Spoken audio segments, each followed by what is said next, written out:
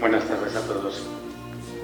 El tema es denso, el tiempo es ajustado, así que disculpad por la densidad de algunas frases que quizás requerirían de mayor explicación, pero lo entenderéis. Como dentro de poco sacaremos la revista, ahí aparecerá este tema un poco más ampliado. Siempre al empezar una conferencia sobre ecumenismo últimamente se destaca a García Villoslada, que supongo que cambió la perspectiva sobre Lutero de bastantes de los que estáis aquí. El año 1483, en que viene al mundo Martín Lutero, toda Europa es católica y obediente al pontífice de Roma. El año 1546, en que muere el reformador, casi la mitad de Europa se ha separado de Roma. ¿Qué ha ocurrido en esas dos fechas? ¿Cómo explicar la escisión religiosa de Europa? La explicación católica de Lutero cristalizó con la perspectiva de polemistas, como Johannes Koch-Lois o Heinrich Dingfeld, quienes denigraban directamente su personalidad, dejando a un lado sus preocupaciones religiosas. Tendremos que esperar al siglo XX, con los trabajos de Joseph Lorth, para observar un cambio en la visión católica sobre Lutero y profundizar en la importancia para el cristianismo de sus aportaciones. Me remito a dos ejemplos posteriores. El primero, el del cardenal dominico Yves Congar, quien apunta: este hombre, Lutero, es uno de los más grandes genios de toda la historia. A este respecto lo sitúa al mismo nivel que San Agustín, Santo Tomás de Aquino o Pascal. En cierta manera, todavía es más grande. Otra cita, del cardenal Walter Kasper, nos dirá: para algunos, Lutero se ha convertido ya prácticamente en un padre de la Iglesia, común a las dos confesiones, la católica y la evangélica. Y ahora que ya he descolocado a algunos, empezaré a explicarme un poco. Vayamos a las causas. A principios del siglo XVI nos encontramos con una cristiandad medieval, bajo el sueño del ideal agustiniano de instaurar la ciudad de Dios en este mundo. Se ha forjado una unidad cultural, religiosa, política y económica de los pueblos de Occidente, en la que, bajo la aparente evangelización del mundo, se da una mundanización del Evangelio.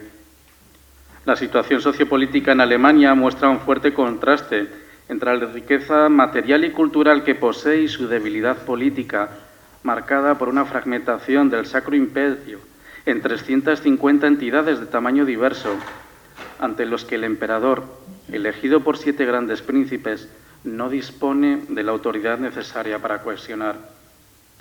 Ante esta situación, los humanistas, muy reconocidos por las élites burguesas, van a dar un fuerte impulso al sentimiento nacionalista alemán, que se va a ver fortalecido por la fuerte carga impositiva de carácter religioso que marcha hacia Roma. El sentimiento nacionalista va a descubrir en la protesta de Lutero su mejor catalizador.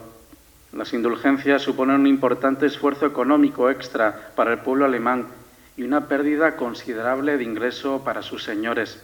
El conflicto está servido. El problema de las indulgencias tenemos que situarlo en el contexto de una época donde la angustia popular por la salvación marca la vida de sus gentes. Una de las formas más socorridas de ganarlas era peregrinar a los lugares privilegiados con las mismas. Un ejemplo: el mismo duque Federico el Sabio, señor y protector de Lutero, que tiene una colección de 17.443 reliquias, agraciadas con 127.799 años y 116 días de indulgencias. Eso sí, lejos del arzobispo de Maguncia, que tenía 39 millones de años. Este le ganaba. En el año 1506, el Papa Julio II promulga una bula extraordinaria para sufragar la construcción de la Basílica de San Pedro en Roma. En 1514, el Papa León X reedita la bula, siendo nombrado responsable para la provincia de Magdeburgo y Maguncia el arzobispo Alberto de Maguncia. El arzobispo acuerda con la banca Fugger pagar a través de la bula la dispensa papal por la acumulación de cargos y los sobornos a la curia necesarios para su obtención. La banca Fugger accede al préstamo, pues sabe que la sede de Maguncia suponía la prerrogativa de príncipe elector del nuevo emperador, con los beneficios económicos que conllevaba. El rey español Carlos I, en su disputa con el rey francés Francisco I por ser elegido el emperador, llegará a pagar al arzobispo Alberto 103.000 florines de oro por su voto. Las indulgencias se convierten en la forma más eficaz para conseguir la salvación eterna, a riesgo de convertirse en una acción meramente exterior, provocando un mercado con abusos de todo tipo que provocará la protesta de Lutero. El reformador ve cómo se han convertido en una dejación de las buenas obras, en la que se engaña al pueblo y en la que, por la moneda que suena en el cestillo, se puede aumentar la colecta y la avaricia. Los escritos de Lutero tienen un papel fundamental en la expansión del movimiento reformado. Lutero, que hablaba el dialecto alemán de Meissen, se convierte en un verdadero señor del lenguaje, hasta el punto de que su traducción del Nuevo Testamento se considera un referente para las técnicas de traducción que se sigue estudiando en las facultades de traducción, además de lograr un avance fundamental en la unificación del alemán moderno frente a los diferentes dialectos existentes en la época. Al tiempo, no duda en recurrir a la sátira para hacer más contundentes sus afirmaciones. Un biógrafo protestante como Hausrath lo califica del más grande y el más grosero de los escritores de su tiempo. El elemento más poderoso en la expansión de su obra, sin duda, será la incipiente imprenta. Bernd Moell dirá que sin imprenta hubiera sido imposible la Reforma.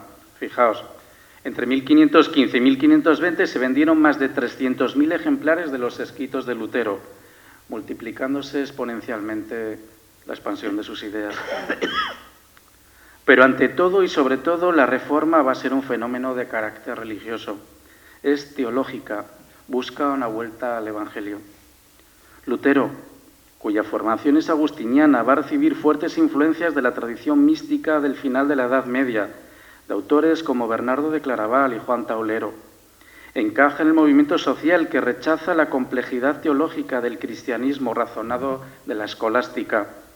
Frente al Dios de la metafísica, la lógica y la física de la escolástica tardía, Lutero vuelve su mirada a los dos grandes ámbitos de la experiencia cristiana, la Biblia y la mística. Cuando en 1518 Lutero es interrogado en Augsburgo por el cardenal Cayetano, legado pontificio, expone su doctrina evocando su propia experiencia personal de fe. Sitúa la certeza del individuo sobre la experiencia de fe del nosotros de la Iglesia. Va a situar el credo trinitario cristológico de la Iglesia antigua en perspectiva de la certeza personal de la salvación. No importa tanto la doctrina de las dos naturalezas de Cristo como el promé. La pregunta por la justificación era para Lutero una pregunta existencial. Sus esfuerzos por hacer buenas cosas no le aportaban paz interior, entrando en una profunda desesperación. Se pregunta, ¿cómo consigo un Dios benevolente? Encontrará la respuesta en la lectura de la carta de San Pablo a los romanos, en concreto en su inicio. El justo vivirá por la fe. Le hace entender que cuando Pablo habla de justicia divina, no se refiere a una justicia que nos declare justos porque lo seamos en virtud de nuestras buenas obras, sino que Dios nos declara justos a nosotros que somos pecadores en virtud de los méritos de Cristo a la vista de la cruz. Su teología de la cruz va a fijarse en ese intercambio admirable, porque Dios carga con nuestra debilidad y pecado, mientras que al ser humano se le regala la justicia divina. No se trata de nuestra justicia, sino de la justicia que recibimos de Dios. No hay mérito por nuestra parte, es solo por gracia y a consecuencia únicamente de la fe. La reacción católica va a ser situar lo subjetivo, interior y experiencial bajo sospecha. La dura posición de Melchor Cano en España frente a la espiritualidad afectiva lleva al índice de Valdés a prohibir la lectura de autores como San Juan de Ávila, San Francisco de Borja o San Pedro de Alcántara. La misma Santa Teresa será puesta bajo sospecha por la Inquisición. Para Lutero, el artículo del que depende por completo la Iglesia, con el que se mantiene en pie o cae la Iglesia, es la doctrina de la justificación. Dirá, en este artículo no se puede ceder un ápice ni hacer concesión alguna, aunque perezca en el cielo, la tierra y todo lo que pueda perecer. Con ello, quiere marcar con claridad la incondicionalidad de la salvación gratuitamente obrada por Dios en Jesucristo, sin que pueda ser eclipsada o menoscabada por cualquier condición humana, eclesiástica o canónica. Desde ahí su dificultad para aceptar el culto a los santos, al no quedar refrendada en la Escritura. Teme que de esa manera no se atribuye a Dios la obra entera. Dirá, la invocación de los santos es otro de los abusos del anticristo. No puede conciliarse con el artículo y reduce a la nada el conocimiento de Cristo. Cierto que los ángeles en el cielo ruegan por nosotros, que de igual modo piden por nosotros los santos que hay sobre la tierra y quizá los que están en el cielo. Pero de ahí no se sigue que tengamos que invocar a los ángeles y a los santos, adorarlos, ayunar en su honor, celebrar fiestas. Trento, que ya había condenado la doctrina del pelagianismo según la cual el ser humano puede redimirse a sí mismo mediante las buenas obras y méritos propios, dirá que no somos receptores pasivos de nuestra justificación, sino que podemos cooperar, no porque acontezca por nuestras propias fuerzas, sino porque somos estimulados y capacitados por la gracia. La gracia no excluye al hombre, sino que lo incorpora. El concilio va a caracterizar las obras como fruto de la justificación, no como su causa. Defenderá también que la justificación no es un mero proceso forense extrínseco, sino que se produce una santificación interior, una nueva creación, y como la acción salvífica tiene lugar siempre a través de una medición humana. Seguimos con Lutero. Ante todo era un exégeta, y quien quiera conocer toda la riqueza de su mundo intelectual, lo que debe hacer es leer sus comentarios bíblicos. Con la expresión sola escritura, Lutero no alude originariamente a la escritura interpretada de un modo histórico crítico en el sentido actual, que sería un magisterio de los exégetas, sino a la escritura como medio del Espíritu Santo que se interpreta a sí misma en la predicación. No al Evangelio escrito, sino al Evangelio vivamente anunciado. Lutero no leía solo la Escritura, sino que lo hacía con referencia a contextos particulares, de relación con confesiones cristológicas y trinitarias de la Iglesia primitiva, que para él expresaban la intención y el significado de la Escritura. Su lectura de la Biblia se apoyaba de manera especial en los padres de la Iglesia, especialmente San Agustín.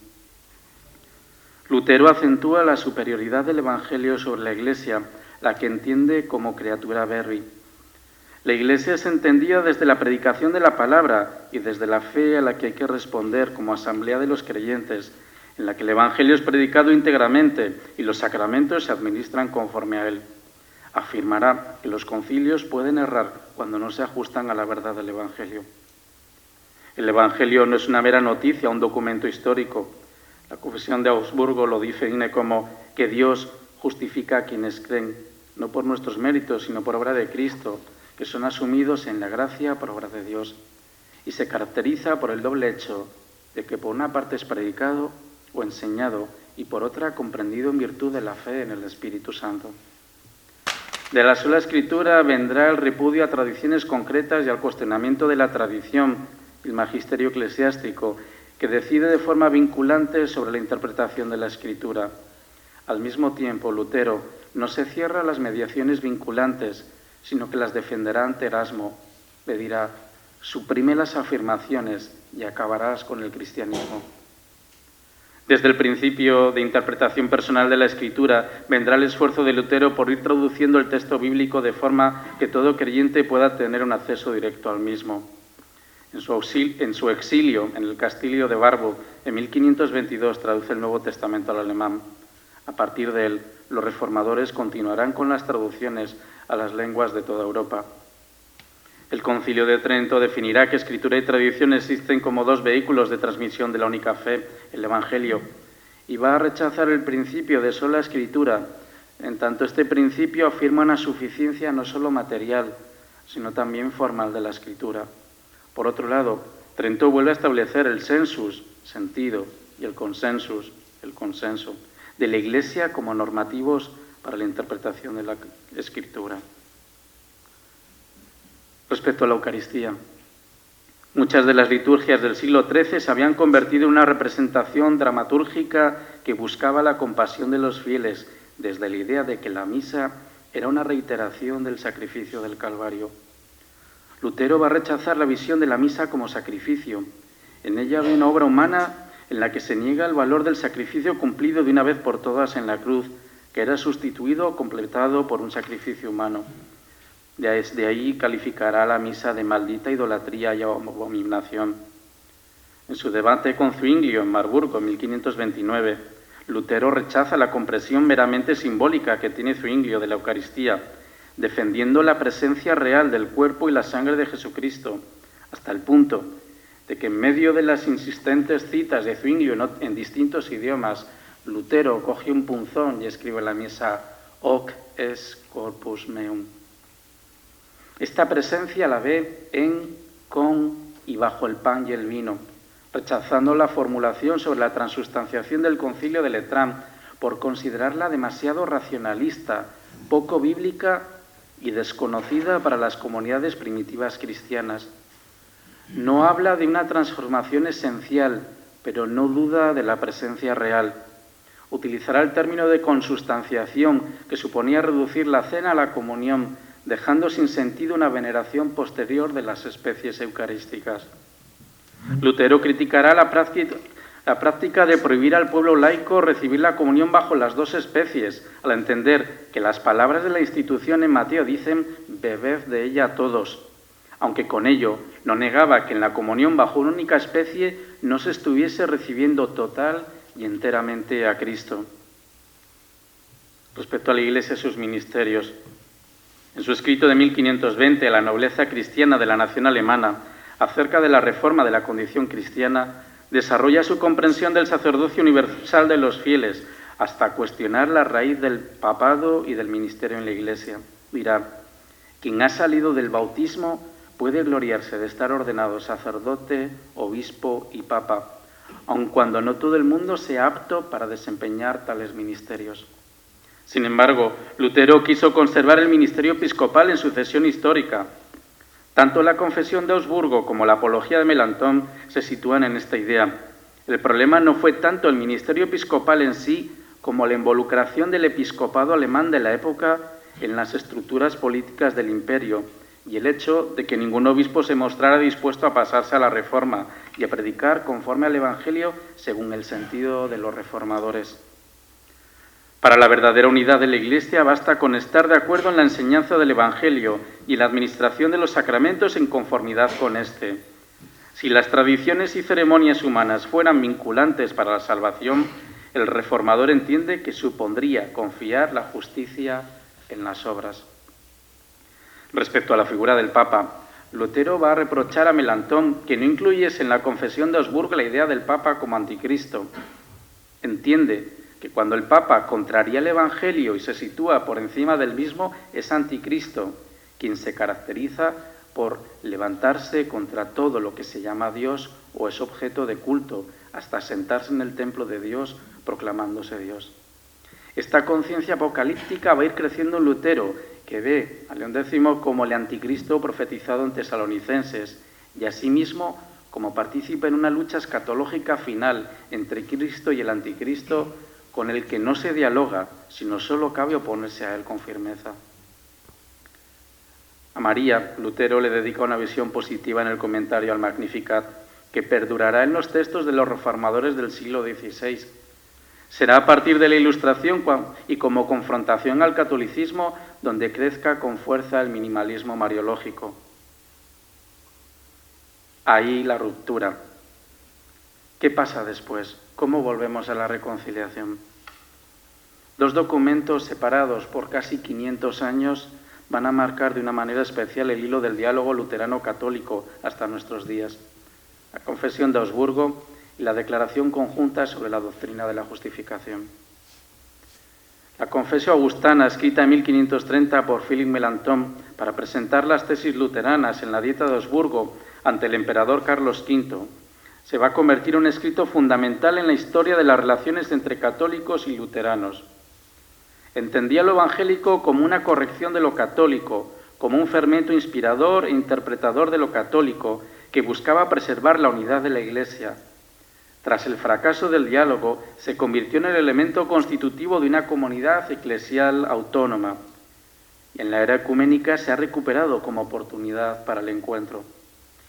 Confesio Augustana, a diferencia de los otros escritos confesionales luteranos, no excluye verdades de fe explícitamente definidas por la Iglesia o puestos bajo anatema por el Concilio de Trento. Para los católicos podría ser considerada una expresión legítima de la común fe católica, o un espacio común para la unidad. Aunque no haya un pleno acuerdo en todos los puntos, no hay ninguno en el que no exista una línea de trabajo hacia el consenso. Contiene elementos que hacen posible el entendimiento, como la necesidad de exigir que la persona sea llamada formalmente, rite vocatus, a la enseñanza pública, y la administración de los sacramentos, o el deseo de mantenerse bajo la constitución episcopal, reconociendo el ius divinum de los obispos de la Iglesia, siempre y cuando los obispos permitan la predicación del Evangelio.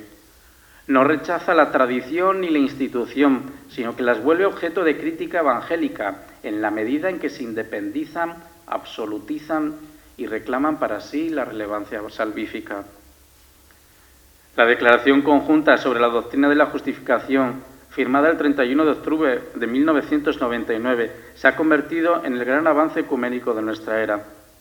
Católicos y luteranos confiesan juntos: solo por gracia, mediante la fe en Cristo y su obra salvífica, y no por algún mérito nuestro, somos aceptados por Dios y recibimos el Espíritu Santo, que renueva nuestros corazones, capacitándonos y llamándonos a buenas obras. La Declaración Conjunta supone que la doctrina luterana sobre la justificación y el Concilio de Trento no están ya en contradicción, por lo que deja de ser motivo de separación de las iglesias. Las diferencias persistentes no son contraposiciones, sino afirmaciones mutuamente complementarias. Se habla de la doctrina de la justificación como un criterio renunciable, pero no exclusivo, para evitar así recortar la riqueza del texto bíblico. Con ello, se ha conseguido el difícil equilibrio de introducir la principal preocupación protestante de la justificación por la sola fe, salvaguardando la corriente de la tradición para los católicos. ¿Cómo llegar a esa diversidad reconciliada?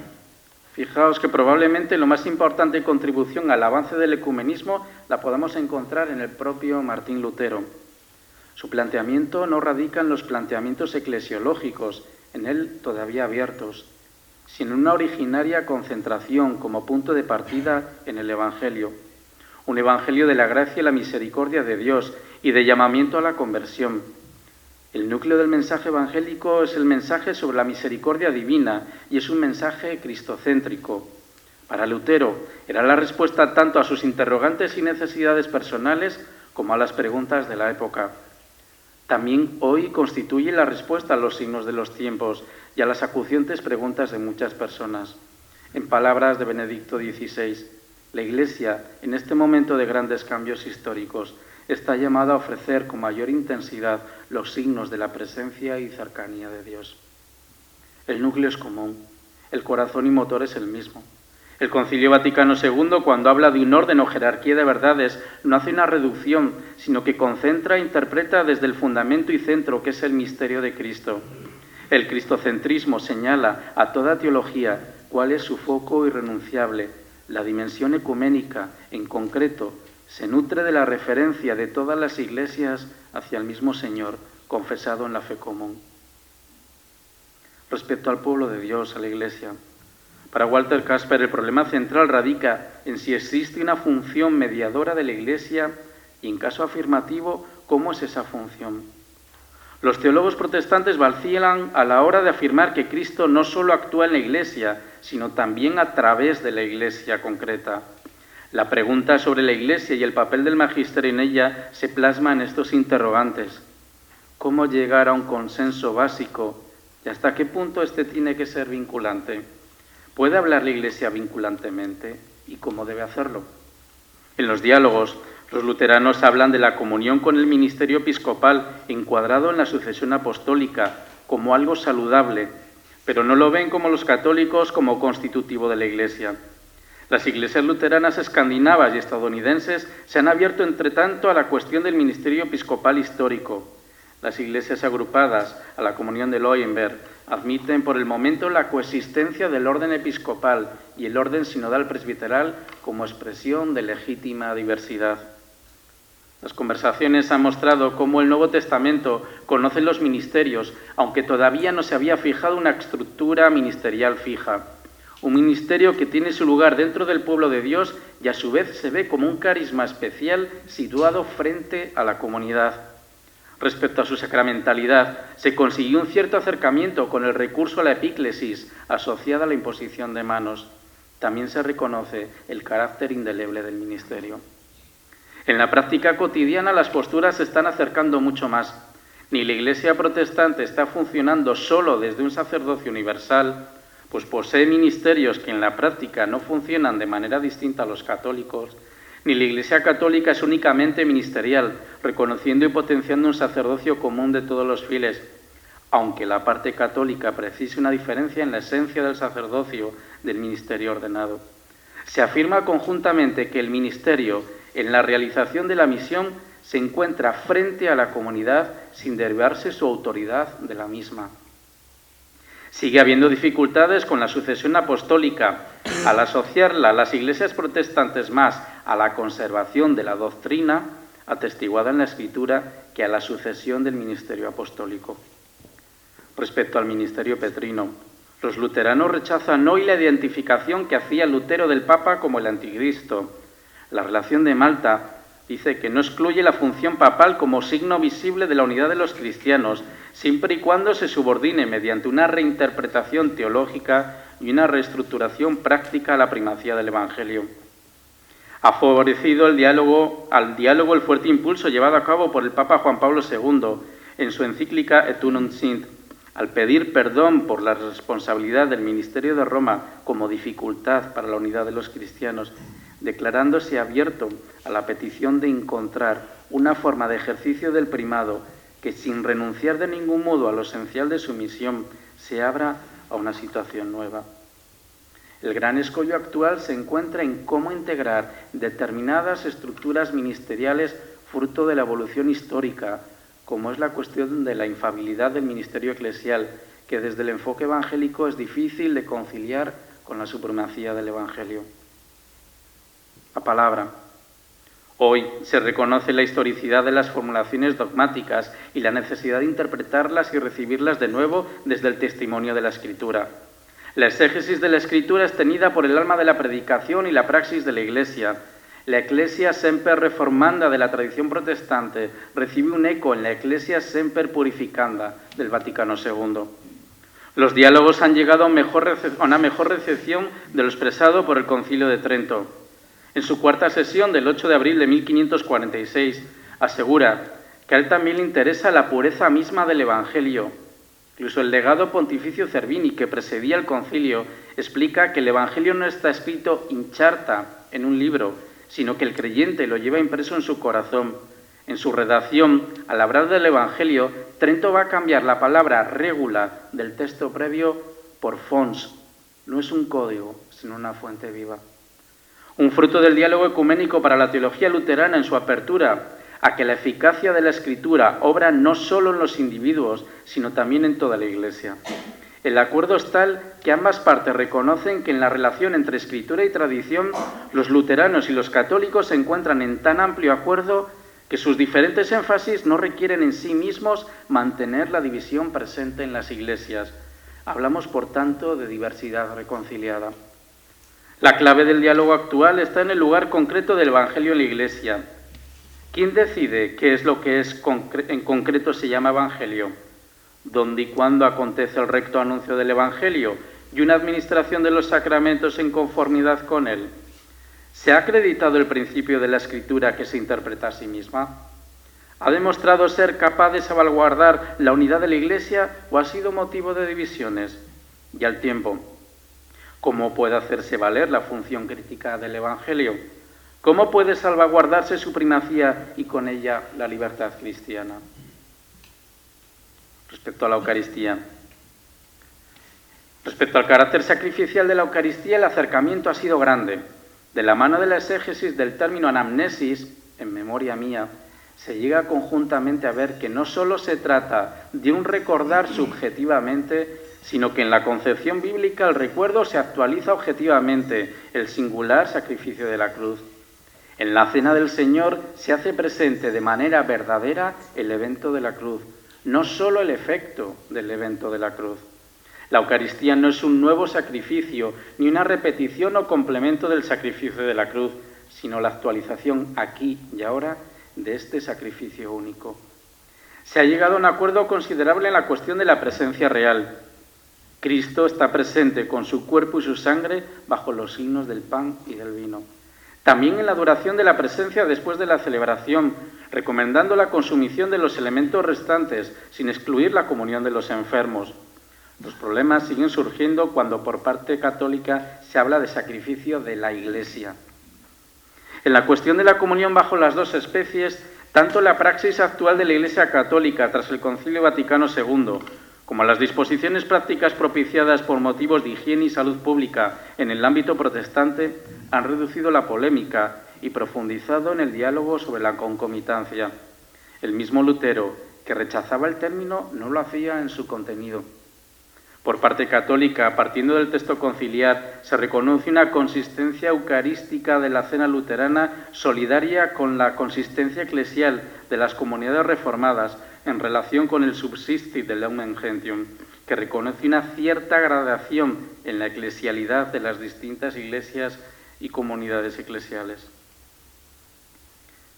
Respecto a la gracia, la pregunta sigue siendo cómo determinar la relación entre Dios y el hombre y en qué medida la incondicionalidad de la gracia implica una actividad exclusiva de Dios que no permite más que la pasividad por parte humana. Ni los católicos defienden una colaboración del hombre autónoma respecto de la gracia, ni los luteranos un determinismo filosófico que anule la libertad del cristiano. La teología protestante habla hoy de una mediación de la doctrina de la justificación que acontece en la Iglesia, vacilando en hablar de una mediación por la Iglesia.